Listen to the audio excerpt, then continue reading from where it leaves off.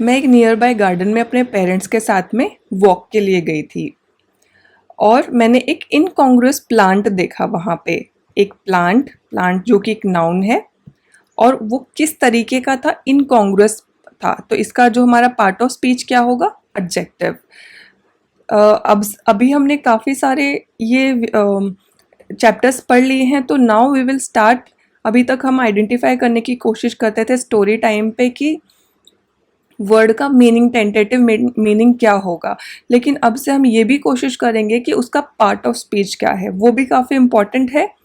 धीरे धीरे हम वो भी गेस करने की कोशिश करेंगे, ठीक है। डजेंट मैटर कि वो सही है कि गलत है, उस पर ध्यान नहीं देना, बट कोशिश करना है समझने की, ताकि क्या हमारा जो ब्रेन उस तरीके से डेवलप होगा कि हम को पता होना इज़ डिफरेंट, बट एक सेंटेंस या फिर एक कॉन्टेक्स्ट से मीनिंग ना पता होते हुए भी समझने की कोशिश करना, जब आप वो करोगे ना तो आपका ब्रेन और ज़्यादा ट्रेन होगा इस तरीके की एक्टिविटीज़ के लिए।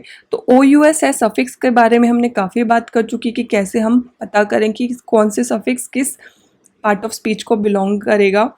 तो ज़रूरी नहीं, again I will tell you कि ज़रूरी नहीं है कि हर सफिक्स एग्जैक्टली उसी पार्ट ऑफ स्पीच को बिलोंग करेगा, कुछ एक्सेप्शंस हमेशा होते हैं, ठीक है। बट यहाँ से हम स्टार्ट कर रहे हैं।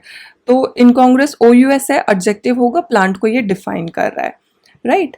और इसको क्या सेपरेट किया गया था दूसरे प्लांट से, और वो उसको प्रोटेक्ट किया गया था फेंसिंग से भी। मैंने अपने पेरेंट्स को पूछा उस प्लांट के बारे में, तो उन्होंने बताया कि एक मेडिसिनल प्लांट है और इसको हीलिंग करने के लिए, ठीक करने के लिए यूज़ किया जाता है। पर्टिकुलरली किस ब्लड डिसऑर्डर को, क्रॉनिक ब्लड डिसऑर्डर को। तो ब्लड डिसऑर्डर को ये डिफाइन कर रहा है, तो ज़रूर ये क्या होगा, लास्ट में आईसीबी है, तो इट इज़ प्रॉबेबल कि ये एक एडजेक्टिव होगा, क्योंकि हमको क्या लग रहा है कि एक ब्लड डिसऑर्डर को डिफाइन कर रहा है कि किस तरीके का ब्लड डिसऑर्डर है, राइट। तो क्रॉनिक ब्लड डिसऑर्डर को ठीक करने के लिए इस पौधे को यूज़ किया जाता है। बाबा जी ने इसको प्लांट किया है यहाँ पे। वो ठीक करते हैं फुल मून नाइट में, पूर्णिमा के दिन हमारे जो बाबा जी हैं वो इस प्लांट को यूज़ करते हैं और लोगों को ठीक करते हैं। क्या ठीक करते, chronic blood disorder, chronic blood disorder को। मैं सरप्राइज्ड थी कि लोग आज भी बिलीव करते हैं ऐसी एनाक्रोनिस्टिक प्रैक्टिसेस में। प्रैक्टिसेस कैसी है एनाक्रोनिस्टिक, तो अगेन ये हमको क्या लगता है, एक एडजेक्टिव होगा। प्रैक्टिसेस को डिफाइन करा है, इसीलिए हमको ये एडजेक्टिव लग रहा है, लास्ट में आईसीबी है इसीलिए, ठीक है। तो अभी हमारे पास कौन कौन से वर्ड्स हैं, इनकॉन्ग्रुअस, क्रॉनिक एंड एनाक्रोनिस्टिक, और भी रिलेटेड वर्ड्स होंगे। Let us welcome back to the Thar academy. अगर आप चैनल पे नए हैं तो प्लीज़ सब्सक्राइब कर लीजिए चैनल को, अपने दोस्तों के साथ शेयर कर लीजिए, वीडियो पसंद आए तो लाइक ज़रूर करना। सपोर्ट करिए मुझे ताकि मैं आपके लिए ऐसी ही अच्छी अच्छी वीडियोस, इंपॉर्टेंट वीडियोस बनाते रहूं।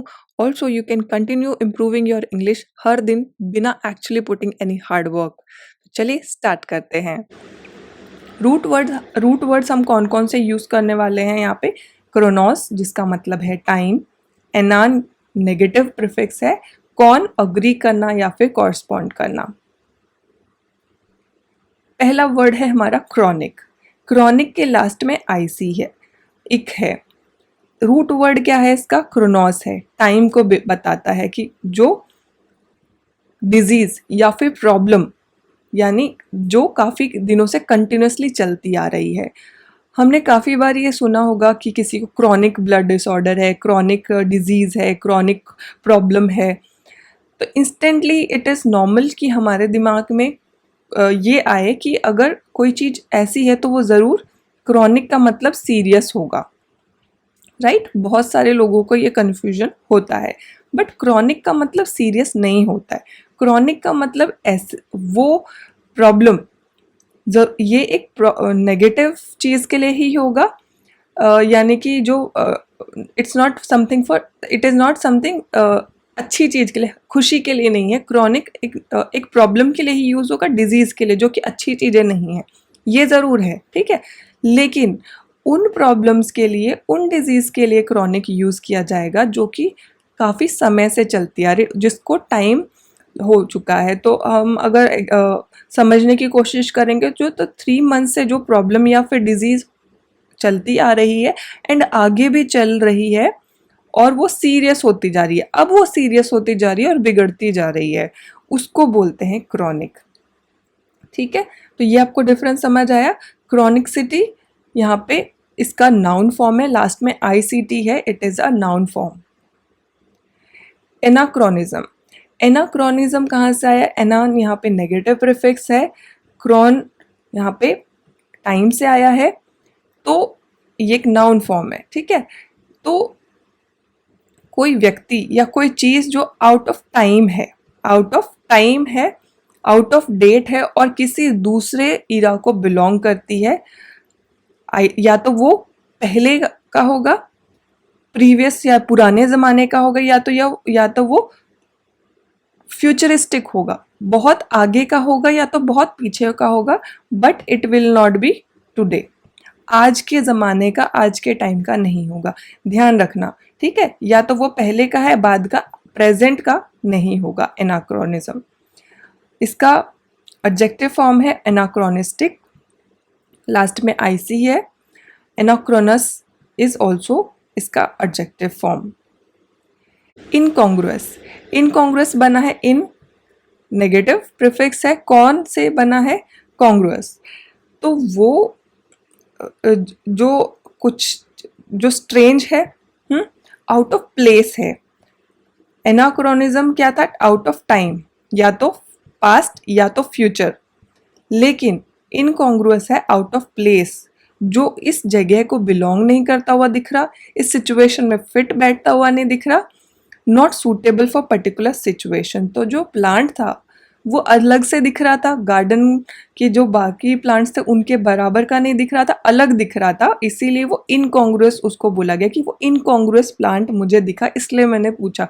मैंने बाकियों के बारे में तो नहीं पूछा, इस पर्टिकुलरली प्लांट के बारे में पूछा जो कि वहाँ को बिलोंग करता हुआ नहीं दिख रहा था। इनकॉन्ग्रुइटी इज द नाउन फॉर्म। ठीक है, मेरे ब्रदर इन लॉ तरुण एक क्रोनोलॉजिस्ट हैं। इससे क्या, लास्ट में IST है, यानी कि वो किसी चीज़ के स्पेशलिस्ट हैं या फिर वो करते हैं, क्रोनोलॉजिस्ट हैं। ठीक है, एवरी नाइट, हर दिन वो लिखते हैं उन्होंने उस दिन में क्या किया, क्रोनोलॉजिकल ऑर्डर में, क्रोनोलॉजिकल ऑर्डर में। तो ऑर्डर कैसा होगा? क्रोनोलॉजिकल है। अगेन ये क्या हो सकता है? एक एडजेक्टिव हो सकता है, ऑर्डर को बता रहे हैं कि कैसा है। तो वो हर दिन शाम में या रात में लिखते हैं कि क्या करते हैं। उन्होंने स्टडी किया है क्रोनोमेट्री, मीट्री सब बता रहा, वो एक स्टूडेंट रह चुके हैं क्रोनोमेट्री के, यानी क्रोनोमेट्री ज़रूर एक सब्जेक्ट होगा जहाँ पे उन्होंने significance of accurate time management सीखा। तो टाइम मैनेजमेंट से रिलेटेड कोई सब्जेक्ट है जिसमें एक्यूरेट टाइम मैनेजमेंट के बारे में बताया जाता है या समथिंग रिलेटेड टू दैट। तो हम एक दिन हम लोग सब तीनों लोग मॉर्निंग रन के लिए गए और हम तीनों इस तरीके से सिंक्रोनाइजेशन में रन कर रहे थे कि जो देखने वाले थे, जो ऑन लुकर्स थे, वो एंजॉय कर रहे थे व्यू को। ION है लास्ट में, तो ज़रूर ये एक नाउन होगा। ठीक है, तो हमारे पास कौन कौन से वर्ड है? क्रोनोलॉजिस्ट, क्रोनोलॉजिकल, क्रोनोमेट्री एंड सिंक्रोनाइजेशन। और भी रिलेटेड वर्ड्स हैं, लेट अस सी। रूट वर्ड्स कौन कौन से हम यूज़ करने वाले हैं? क्रोनोस टाइम, सिन या फिर सिम साथ में टुगेदर, IZD सफिक्स है जो कि एक वर्ब के लिए यूज़ किया जाएगा, वर्ब को बताने के लिए। मीट्रॉन हमने पहले भी काफ़ी वीडियोस में देख चुका है, मीट्रॉन का मतलब होता है मेजर करना। सबसे पहला हमारा वर्ड है क्रोनोलॉजी। जो लोग वीडियो हमारा देख रहे हैं उनको तो ये रट गया होगा कि देखते ही लॉजी का मतलब स्टडी एंड साइंस, या तो ये किसी चीज़ की स्टडी है या तो किसी चीज़ की साइंस है। लेकिन यहाँ पे थोड़ा सा आपको डिफरेंस देखने को मिलेगा। मीनिंग अभी भी वही सेम है, इसका मतलब लॉजी का मतलब स्टडी एंड साइंस ही होता है, that will remain same, but it is not a study and science. ये होता है वो ऑर्डर जिसमें जो सीरीज ऑफ इवेंट हुए हैं या फिर list of event in order, किस तरीके से, जैसे कि यहाँ पे हमारा जो मिसाइल है वो पहले उसको रखा हुआ था, फिर उसको इग्नाइट किया, फिर वो थोड़ा सा उसने टेक ऑफ किया और वो फिर पूरा अंतरिक्ष में चला गया। तो ये सीरीज है कि ये पहले ऐसे ऐसे ऐसे इसका जो ऑर्डर है और इसकी जो सीरीज ऑफ इवेंट है कैसे इनिशियल से हायर तक, तो वो ऑर्डर किस तरीके, तो कोई भी चीज़ की क्रोनोलॉजी टाइम के हिसाब से, क्यों यहाँ पे लॉजी है, क्रोनोस तो टाइम है, तो टाइम का जो साइंस है उस साइंटिफिक तरीके से उसको रिकॉर्ड रखना, उसका उस ऑर्डर को साइंटिफिक तरीके से, उसका science of recording something in order होता है क्रोनोलॉजी। इसीलिए यहाँ पे लॉजी रखा गया है क्योंकि इट इज़ साइंटिफिक वे, उसको उसका साइंस ऑफ रिकॉर्डिंग जिसको हम बोलेंगे वो क्रोनोलॉजी होता है। क्रोनोलॉजिकल होता है इसका एडजेक्टिव फॉर्म, क्रोनोलॉजिकली एडवर्ब है, LY से आपको पता चलेगा क्रोनोलॉजिकली इज एडवर्ब, एंड क्रोनोलॉजिस्ट वो व्यक्ति जो क्रोनोलॉजी को में एक्सपर्ट है या फिर जो क्रोनोलॉजी करता है। क्रोनोमेट्री, यहाँ पे क्रोनोमेट्री का स्टूडेंट तरुण था, तरुण स्टूडेंट रह चुका है। Chrono is again time, metry is measure करना, मीट्रॉन से आया है मीट्री, क्रोनो से आया है टाइम यहाँ पे। तो the science of accurate time measurement, exact time measurement का जो साइंस होता है उसको बोलते हैं क्रोनोमेट्री। क्रोनोमीटर वो इंस्ट्रूमेंट जो कि correct time, exact accurate time को मेजर करने में हेल्प करता है, वो इंस्ट्रूमेंट को क्रोनोमीटर बोलते हैं। क्रोनोमेट्रिक इज एडजेक्टिव फॉर्म IC से हमको पता चलता है। सिंक्रोनाइज, सिंक मतलब यहाँ पे हमारा प्रीफिक्स से पता चलेगा, सिंक मतलब साथ में या फिर टुगेदर। क्रोनोस अगेन यहाँ पे टाइम से है, IZ is verb, to make something happen, action है, वर्ब है तो एक्शन है यहाँ पे। तो किसी चीज को साथ में एक समय पे करना, टू मेक समथिंग हैपन और work at the same time या फिर सेम स्पीड में, सिंक्रोनाइज करना, तो ये वर्ब है। तो हम लोग किस में भाग रहे थे, हम सिंक्रोनाइजेशन में भाग रहे थे, ठीक है। तो उसका वर्ब फॉर्म है सिंक्रोनाइज, कोई भी चीज सेम टाइम पे सेम स्पीड में करना। सिंक्रोनस होता है एडजेक्टिव फॉर्म, OUS है, एंड इसका नाउन फॉर्म होता है सिंक्रोनाइजेशन। तो situation when 2 or more actions events happen at exactly same time or act of making something happen, तो ये सिंक्रोनाइजेशन ये कौन सा फॉर्म है, इसका नाउन फॉर्म है। अगर आपको मेरे वीडियोस पसंद आते हैं गाइस तो डेफिनेटली सब्सक्राइब करिए चैनल को, लाइक करिए, that will give me lot of motivation, ताकि मैं और अच्छे अच्छे वीडियोस आपके लिए कॉन्स्टेंटली लेके आते रहूँ। तो डेफिनेटली मोटिवेट मी। तरुण एक पैथोलॉजिस्ट है, अभी आप बोलेंगे अभी तो आप बोल रहे थे क्रोनोलॉजिस्ट है, अब बोल रहे पैथोलॉजिस्ट है। तो गाइस जो क्रोनोलॉजिस्ट है वो क्या, हम एक नॉर्मल पर्सन भी हो सकते हैं कि हमारी आदत है किसी हर चीज़ को एक क्रोनोलॉजी में लिखना, तो that is a separate thing which can be a normal person other than a profession also. तो ये बाय प्रोफेशन पैथोलॉजिस्ट है, अगेन स्पेशलिस्ट इन समथिंग। उनका जॉब हेक्टिक हो जाता है जब मौसम चेंज होता है और ज़्यादा लोग बीमार होने लग जाते हैं, तो इससे हमको ये आइडिया आता है कि ये ज़रूर मेडिकल प्रोफेशन से होंगे, ठीक है। मेरे जो सिस्टर हैं टीना, वो एक डॉक्टर है, और जब भी वो किसी पेशेंट का केस और उनके साथ डिस्कस करती हैं तो ही गेट सिंपैथेटिक, और ही एंड वो उसका उनका पेन जो है, दर्द है, वो फील कर पाते हैं। सो सिंपैथेटिक IC है लास्ट में, ही गेट सिंपैथेटिक, तो ये हमको लगता है कि एक एडजेक्टिव होगा, ठीक है। तो ज़रूर ये फीलिंग है, किसी का पेन को फील करने वाला इसका मीनिंग होगा। टीना लव्स ट्रैवलिंग, उसको ट्रैवलिंग पसंद है, लेकिन तरुण की जो एपैथी है आजकल, शी इज़ वो एबल नहीं, वो पॉसिबल नहीं हो पा रहा उसके लिए बिकॉज ऑफ तरुण की एपैथी। तो तरुण की कोई स्टेट है या कंडीशन है या ऐसा कुछ है, तो ज़रूर हमको ये एक नाउन लगता है, एंड बट इसका एग्जैक्ट जो है मीनिंग हम देखेंगे कि क्या है एपैथी जिसकी वजह से वो ट्रैवल नहीं कर पा रही है।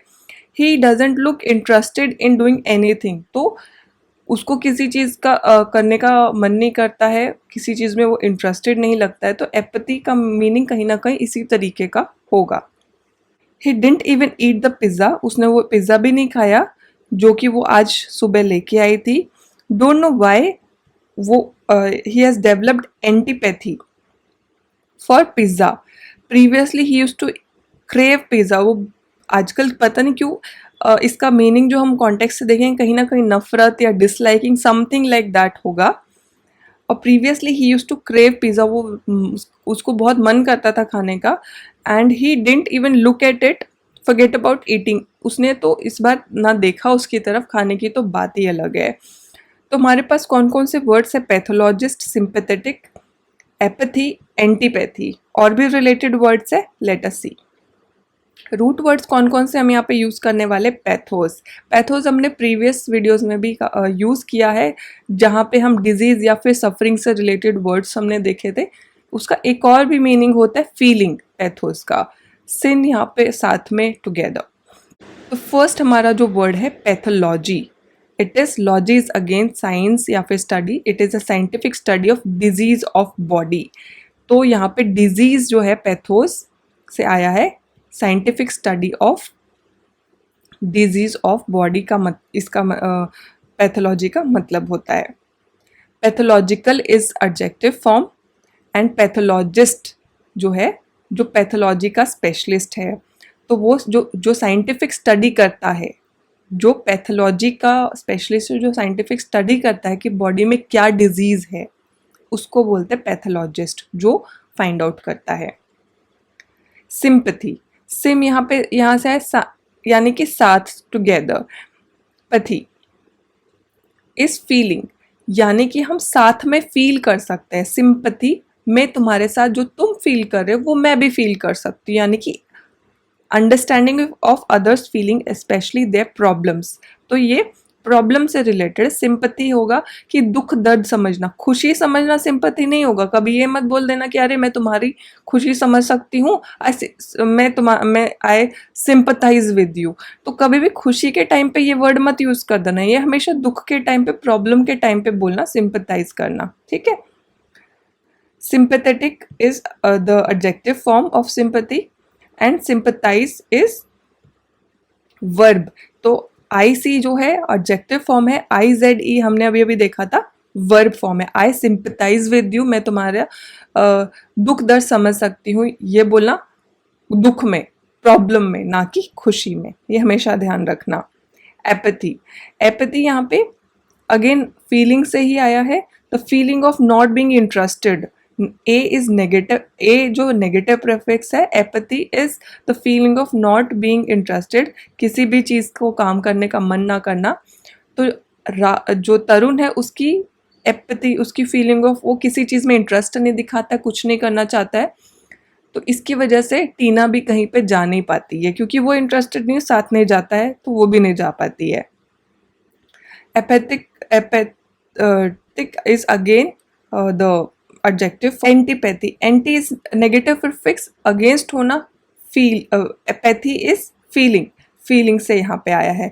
तो strong feeling of not liking somebody, किसी को पसंद नहीं करना, किसी चीज़ को पसंद नहीं करना, डिसलाइक करने को बोलते एंटीपैथी। तो तरुण का जो एंटीपैथी हो गया पिज्ज़ा के लिए, तो अभी वो उसको पसंद नहीं करता है, we don't know why, could be because of apathy, ठीक है। Antipathic is again the adjective form. I feel empathetic for Tina, IC है लास्ट में, फील कैसा करती है, एम्पैथेटिक, तो एडजेक्टिव फॉर्म होगा प्रोबेबली, है ना। तो एम्पैथेटिक फील हो रहा है जब टीना एक्सप्लोर नहीं कर पाती है नई जगह को, जो उसको शौक है, बिकॉज ऑफ हर हस्बैंड। तो एम्पैथी का मतलब ज़रूर क्या होगा कि वो एक्सप्लोर नहीं कर पा रही है, तो वो ज़रूर दुखी होगी, ना कि खुश होगी। तो something related to feelings which are not good, empathetic का मतलब होगा, है ना। मेरे हस्बैंड भी पहले मुझे रोकते थे, बट आजकल चीज़ें बदल गई हैं। I think it's pathetic thing to stop you if he doesn't want to travel, at least let you go with us। जब मैं ऐसा बोल रही थी उसी वक्त तरुण का फोन आ गया। थिंग को डिफाइन करा पैथेटिक, लास्ट में IC है, इसका मतलब ये एक एडजेक्टिव होगा जो कि एक नाउन को डिफाइन कर रहा है, थिंग को डिफाइन कर रहा है ना। He asked Tina to go with us, उसने टीना को बोला वो हमारे साथ जाए। We were shocked to hear that, हम लोग एकदम दंग रह गए ये सुन के कि हाउ डिड ही गेट, मैं उसको कैसे पता चला मैं क्या बोल रही हूँ, हम क्या बात कर रहे हैं। वो उसने क्या सुना हमको टेलीपैथी के द्वारा, टेलीपैथी के थ्रू हमको सुन लिया क्या। We are happy yet surprised, surprised है बट खुश है कि वो जाने तो दे रहा है, लेकिन उसने क्या हमको टेलीपैथी जो कि मैं बोल रही हूँ और एग्जैक्टली उसने उसी टाइम पे सुन लिया और फोन करके वही चीज बोल दी। ठीक है, तो ज़रूर उस ये कोई कम्युनिकेशन का जो तरीका है या फिर जिसके थ्रू हम सुन सकते हैं बोल सकते हैं, वो ज़रूर टेलीपैथी कुछ रिलेटेड होगा। तो we have empathetic, pathetic and telepathy and more related words. Root word हम कौन कौन से यूज़ करने वाले हैं। पैथोस, डिजीज, सफरिंग जो कि है एन एम, इसका मतलब इन होता है। फर्स्ट हमारा वर्ड है एम्पैथी, एम यानी कि इन, पैथी इज अगेन फीलिंग हमारा, इन द फीलिंग। सिंपैथी क्या है, तुम्हारा दर्द मैं समझ सकती हूँ, फीलिंग को समझना।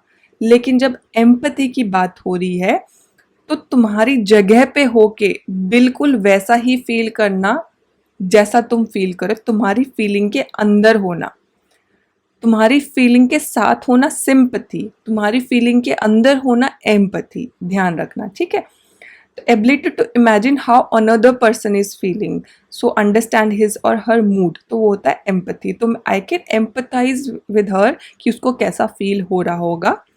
अगर मैं उसके दुख को समझूं कि वो दुखी है, हाँ भाई वो दुखी है, उस चीज के लिए मुझे फील हो रहा होगा सिंपैथी।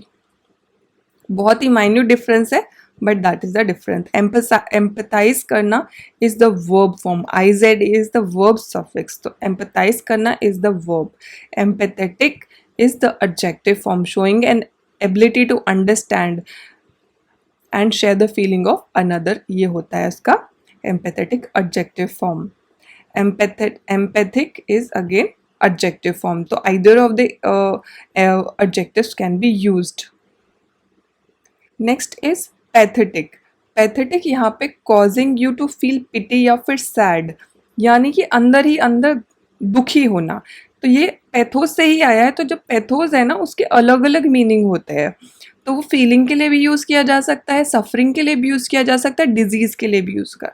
तो यहाँ पे इसका जो सफरिंग है, ठीक है, जो अंदर से फील करना, पैथेटिक फील करना कि क्यों वो तुमको भी नहीं जाने दे रहा है, तो सफ़र करना, अंदर से फील करना, तो दैट उसका मतलब होता है पैथेटिक, जो कि एक एडजेक्टिव है। टेलीपैथी, टेली हमने जो प्रीफिक्स है वो हमने लेसन नंबर 9 में भी देखा था, जिसका मतलब है डिस्टेंस। तो डिस्टेंस से फीलिंग को समझना या फिर बात को समझना, तो जो मैं सोच रही हूँ उसने एक डिस्टेंस से मेरी फीलिंग को समझा या सुन लिया। इस तरीके से हम बोलते हैं ना, अरे ये भी मैं भी यही सोच रही थी, तुमने भी जो तुमने बोला वो मैं वही सोच रही थी, तो उसको टेलीपैथी बोलते हैं कि दिमाग से, मेरे दिमाग से या तुमने दूर कोई डिस्टेंस की जगह पे वो समझ लेना, सुन। ठीक है, तो telepathic is again a adjective form, the communication of thoughts between people's mind without even speaking, writing and other normal methods। तो वो सिर्फ दिमाग से दिमाग में ट्रैवल करते हैं, लेकिन कोई भी कम्युनिकेशन नहीं होती, ना तो स्पीच में होती, राइटिंग में होती या फिर कोई और मेथड से होती है। So let us quickly revise, हमने कौन कौन से रूट वर्ड्स आज सीखे हैं। पैथोस, जिसका 3 डिफरेंट मीनिंग होते हैं, कई एंड अलग अलग वर्ड्स में अलग अलग मीनिंग होते हैं। डिजीज होता है, सफरिंग होता है, फीलिंग होता है। सिन या फिर सिम साथ में। क्रोनोस टाइम, एना नेगेटिव प्रीफिक्स है, I Z E verb suffix है, एम एन या जो है उसका मतलब होता है। सो दैट्स इट गाइस, अगर वीडियो आपको अच्छा लगा और किसी भी तरीके से हेल्पफुल था, आपकी कोई भी नॉलेज में इम्प्रूवमेंट हुई है, तो डेफिनेटली आप भी मेरे लिए हेल्पफुल हो सकते हैं just by subscribing the channel, also अपने दोस्तों के साथ शेयर करके। चलिए वापस से मिलेंगे नेक्स्ट वीडियो में कुछ नया, कुछ एक्साइटिंग एंड कुछ इन्फॉर्मेटिव सीखने के लिए। Till then take care of yourself and bye bye.